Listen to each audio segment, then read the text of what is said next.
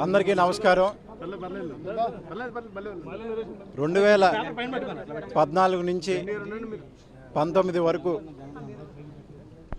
ఈ నియోజకవర్గంలో సుమారుగా 18,000 ఎకరాలని చుక్క కింద పెట్టి మా భూముల్ని మా మట్టిని మాకు కాకుండా చేశారు. ఈ విషయాన్ని 2019 ఎన్నికలకు ముందు జగన్మోహన్ రెడ్డి గారి దృష్టికి ఇక్కడ స్థానిక నాయకులు సింహాద్రి రమేష్ గారు ఆయన దృష్టికి తీసుకెళ్ళినప్పుడు దాన్ని ఎలా చేయాలి ఒక ఆలోచన చేసి రైతులకు ఇబ్బంది లేకుండా చేసి పెడదామన్నా అని చెప్పారు. అట్లాగే 2019లో ఎన్నికల్లో ముఖ్యమంత్రి అయ్యారు. ఇక్కడ రమేష్ గారు ఎమ్మెల్యేగా గెలుపొందిన దగ్గర నుంచి ఈ విషయం పైన చాలాసార్లు జగన్మోహన్ రెడ్డి గారికి కలిసి ఆయనతో కూర్చుని దీన్ని ఎలా చేద్దాం ఏంటని ఒక ఆలోచన చేసి చివరికి కోవిడ్ తర్వాత 2022లో అవనిగడ్డ నియోజకవర్గం వచ్చి 18,000 ఎకరాలు మా మట్టిని మా భూమిని మాకు తిరిగిచ్చిన వ్యక్తి జగన్మోహన్ రెడ్డి గారు. ఇక్కడికి వచ్చి ఇప్పుడు రాష్ట్రంలో చాలా చోట్లకి జగన్మోహన్ రెడ్డి గారు ఆ టైంలో వెళ్ళి ఏదన్నా పథకం కానీ ఏదన్నా బటన్ నొక్కడం కానీ చేశారు. కానీ అవనిగడ్డ నియోజకవర్గం మాత్రం మా రైతులకి న్యాయం చేయడం కోసం వచ్చి 18,000 ఎకరాలు మట్టిని భూమిని మాకు తిరిగిచ్చారు. కానీ 2024 ఎన్నికలు రాగానే కూటమి ప్రభుత్వం ఆ టైంలో ఏమని ప్రచారం చేసిందంటే జగన్మోహన్ రెడ్డి గారు గెలిచారంటే మీ ఆస్తులన్నీ లాగేసుకుంటాడు, ఏదో కొత్తగా ల్యాండ్ టైటిలింగ్ యాక్ట్ అని ఒకటి తీసుకొచ్చాడు ఆయన, మీ ఆస్తులు మీకు కాకుండా పోతాయి, మీ భూమి మీకు కాకుండా పోతే జగన్మోహన్ రెడ్డి గారు కాజేస్తాడని చెప్పి ఒక విష ప్రచారం చేసి ఎన్నికలు అవ్వగానే ఇవాళ ఆ 22A చుక్క పెట్టి మళ్ళీ మా ఆస్తుల్ని మా భూముల్ని మా హక్కుల్ని కాజేసింది చంద్రబాబు నాయుడు గారి ప్రభుత్వం అని చెప్పి మీ అందరికీ తెలియజేస్తూ ఉన్నాం. ఇప్పటికైనా దీనిపైన ఆలోచన చేసి జగన్మోహన్ రెడ్డి గారి లాగా ఆయనంత మంచి మనసు లేకపోయినా కనీసం ఇక్కడున్న చిన్నకారు రైతులని ఇబ్బంది పెట్టకూడదు. ఒక 5-6 సార్లు అదే పొలాన్ని రిజిస్ట్రేషన్ చేసుకున్నారు, అమ్ముకున్నారు, పిల్లల చదువుల కోసం కట్నాల కోసం లోన్లు పెట్టుకున్నారు, కట్నాల కింద ఇచ్చుకున్నారు. అటువంటి భూముల్ని మీరు మళ్ళీ చుక్క పెట్టి ఇబ్బంది పెట్టడం చాలా దారుణమైన విషయం అని చెప్పి అందరికీ తెలియజేస్తూ రాబోయే కాలంలో దీనిపైన ప్రభుత్వం సానుకూలంగా స్పందించకపోతే దీనికంటే కూడా గొప్పగా మరింత ఉద్యమాలు జరుగుతాయి అని చెప్పి రాష్ట్ర వ్యాప్తంగా ప్రజలు ఇబ్బంది పడుతున్నారు. ఈ విషయాన్ని మీరు తొందరగా తెలుసుకుని తొందరగా ఈ జాబితా నుంచి తొలగించి మళ్ళీ రైతులకి ఆనందాన్ని నింపాలని చెప్పి ప్రతి ఒక్కరిని కోరుకుంటూ ఈరోజు అవకాశం ఇచ్చినందుకు అట్లాగే ఈ కార్యక్రమంలో పాల్గొన్నందుకు మీడియా మిత్రులందరికీ కూడా ప్రతి ఒక్కరికి ధన్యవాదాలు తెలుపుతూ సెలవు. కోడూరు వైఎస్ఆర్ కాంగ్రెస్ పార్టీ మండల అధ్యక్షుడిని. అందరికీ నమస్కారం.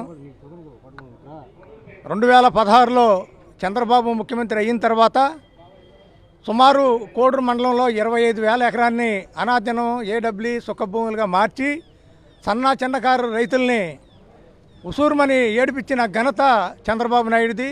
తర్వాత జగన్మోహన్ రెడ్డి గారు ముఖ్యమంత్రి అయిన తర్వాత ఈ 22A సుమారు కోడూరు మండలంలో 10,000 ఎకరాన్ని ఆ జీవో రద్దు చేసి రైతులకి యథాతిథిగా వాళ్ళ భూములు వాళ్ళకి దగ్గే విధంగా చేసిన ఘనత వైఎస్ జగన్మోహన్ రెడ్డి గారిదే.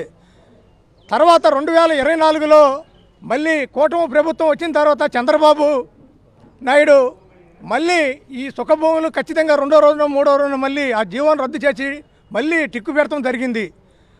ఈ కోడూరు మండలంలో ఈ 25,000 ఎకరంలో సుమారు అంతా చిన్నకారు రైతులు, ఎకరం, అర ఎకరం, 2 ఎకరాలు ఉండేవాళ్ళు.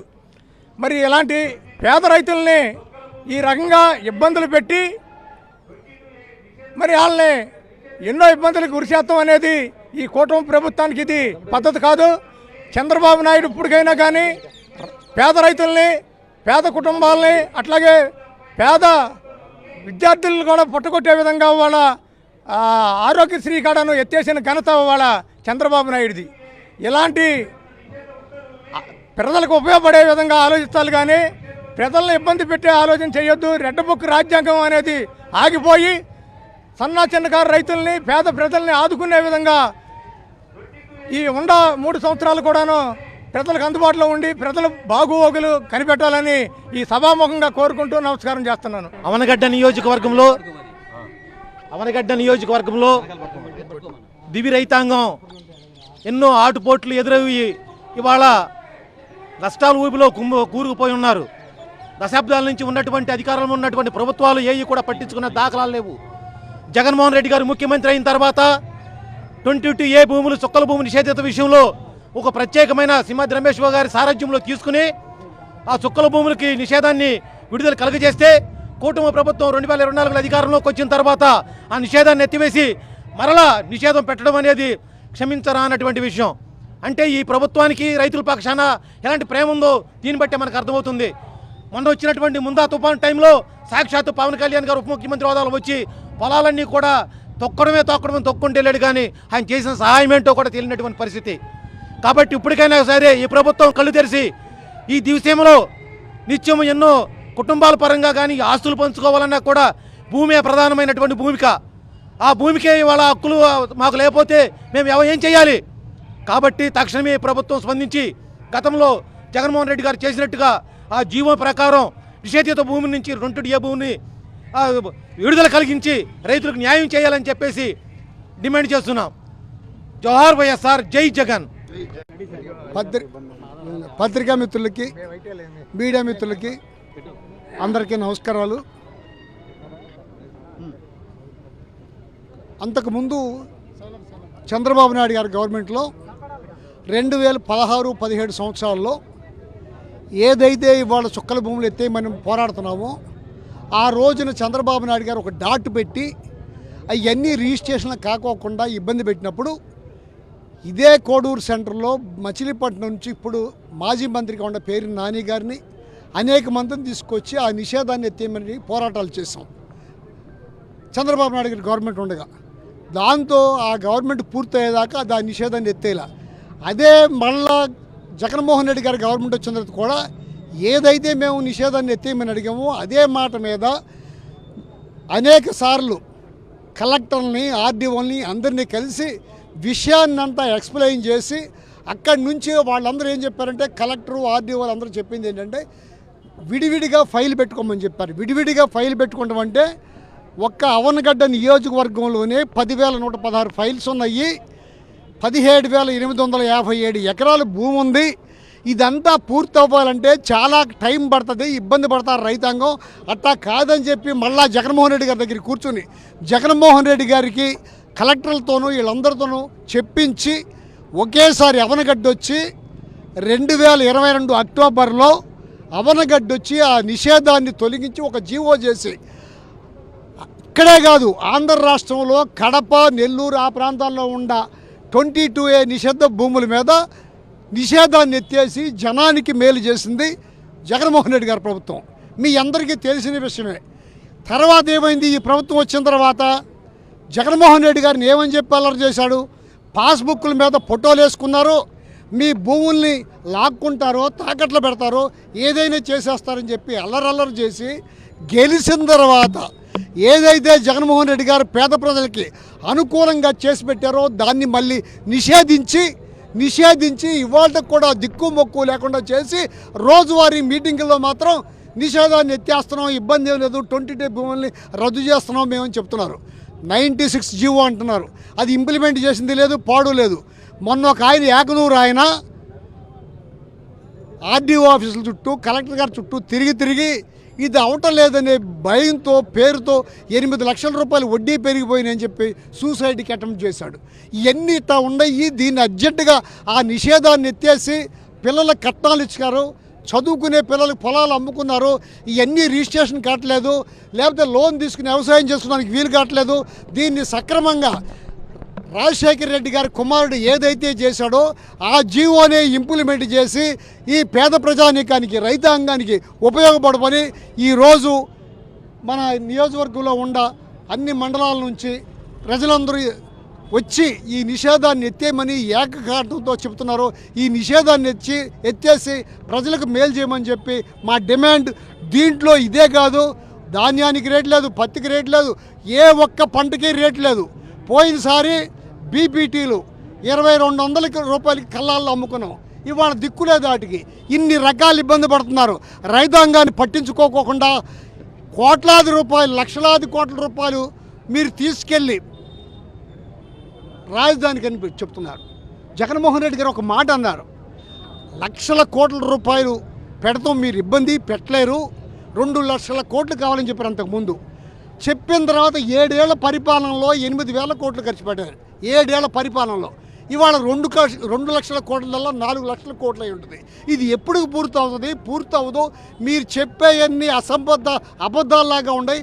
అందుకని విజయవాడ, గుంటూరు, మచిలీపట్నాన్ని పక్కమ్మటగా డెవలప్ చేసుకుంటే తేలిగ్గా ఖర్చు తక్కువ అవుద్ది, ఉపయోగపడుతుందంటే దాన్ని ఏదో పిచ్చి చేష్టని ఇంకో చేష్టని మాట్లాడుతున్నారు. మిమ్మల్ని అడుగుతున్నా నేను, 7 సంవత్సరాల పాటు 8,000 కోట్లు ఖర్చు పెడితే ఏది 2 లక్షల కోట్లకి ఇంకా ఒక 50,000 ఎకరాలు అడుగుతున్నావు.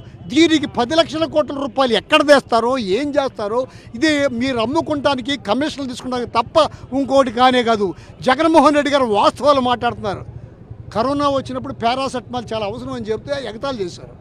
ఇవాళ ఇది కూడా అంతే. విజయవాడ, గుంటూరు, మచిలీపట్నం కూడా ఈ రాజధానిగా డెవలప్ చేసుకుంటే సుఖంగా అయిపోద్దని చెప్పి మాటని తప్పుదారి పట్టిస్తున్నారు. ఆ ఏబిఎన్ రాధాకృష్ణ గారు ఆయన నోటికి వచ్చినట్టుగా ఇష్టం వచ్చినట్టుగా మాట్లాడుతున్నారు. చెల్లెళ్ళు భార్యలకు కూడా చెల్లెళ్ళు అనుకుని పెళ్లి చేస్తారంట. ఇది మీడియా. ఇది ఎవరి మీడియా? కూటమి ప్రభుత్వం మీడియా. ఈ కూటమి ప్రభుత్వంలో ఆర్థిక సంపన్నులు బాగుపడతాం తప్ప పేదవాడికి ఉపయోగపడదు. జనం అందరూ ఖచ్చితంగా మళ్ళా జగన్మోహన్ రెడ్డి గారు చూస్తున్నారు. వచ్చేది రాబోయేది జగన్మోహన్ రెడ్డి గారి ప్రభుత్వమే. మీరందరూ కార్యకర్తలు కానీ నాయకులు కానీ ఎవరో భయపడాల్సిన పని లేదు. ఖచ్చితంగా జగన్మోహన్ రెడ్డి గారు ఈసారి పరిపాలనకు వచ్చిన తర్వాత అందరికీ ఉపయోగపడేటట్టుగా, ముఖ్యంగా కార్యకర్తలకు ఇబ్బంది లేకుండా ఖచ్చితంగా చూసుకుంటారని చెప్తున్నారు.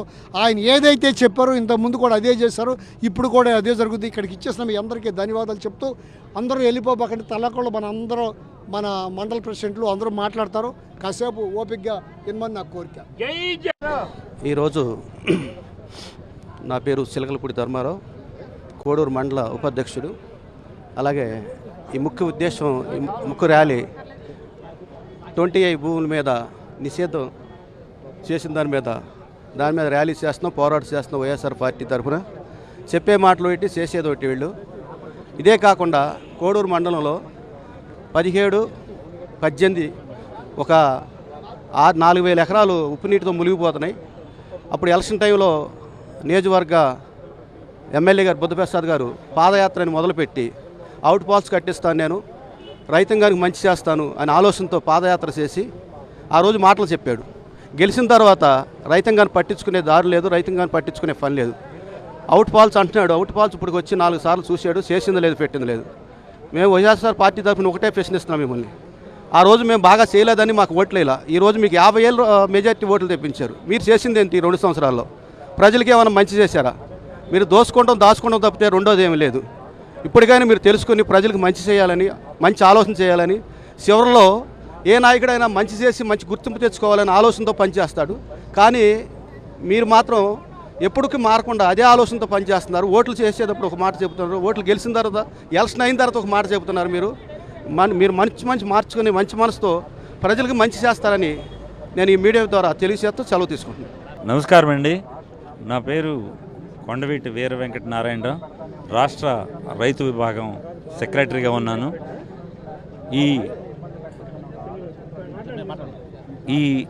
22A నిషేధిత జాబితాల్లో 2016లో చంద్రబాబు నాయుడు గారి ప్రభుత్వం పెట్టినటువంటి జీవో నుంచి ఆ రోజు 4 ఏళ్ల పాటు మేము ఈ జీవోని ఎత్తేయాలి, దీని ద్వారా మేము చాలా ఇబ్బందులు పడుతున్నామని రైతు ఉద్యమాలు అనేకం చేశాం.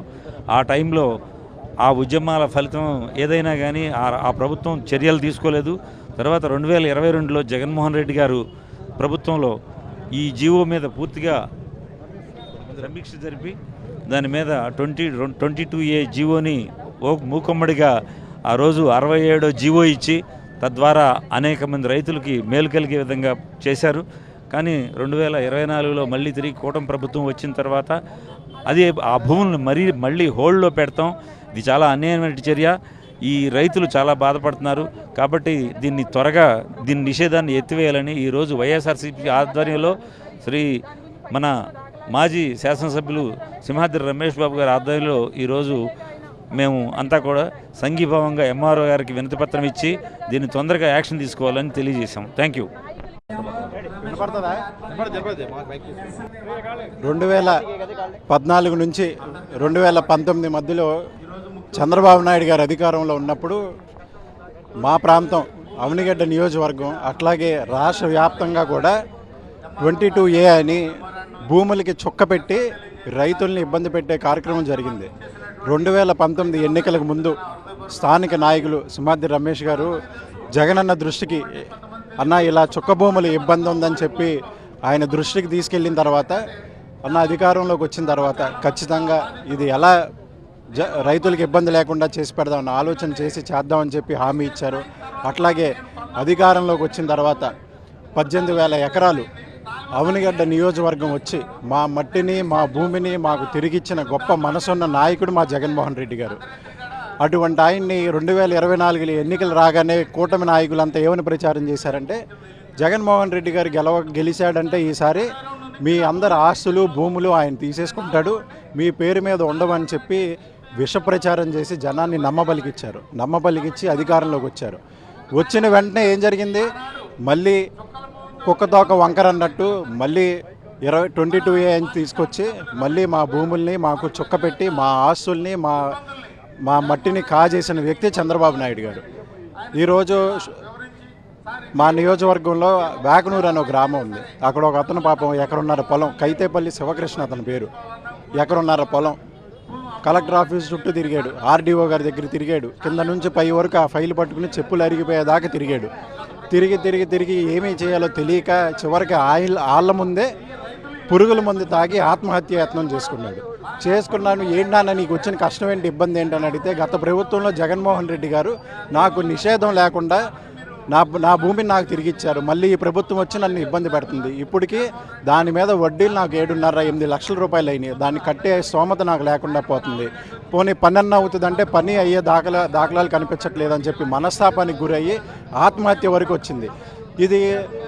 ఈ భూములు ఎలాంటి వారు అంటే చాలా సన్నకారు రైతులు, ఎకరం కుంట పొలం భూములు ఉన్నవాళ్ళు, వాళ్ళందరూ కూడా కట్నాలు ఇచ్చుకుని ఉన్నారు, వేరే వాళ్ళకి అమ్ముకుని ఉన్నారు, పిల్లల చదువుల కోసం లోన్లు పెట్టుకుని ఉన్నారు.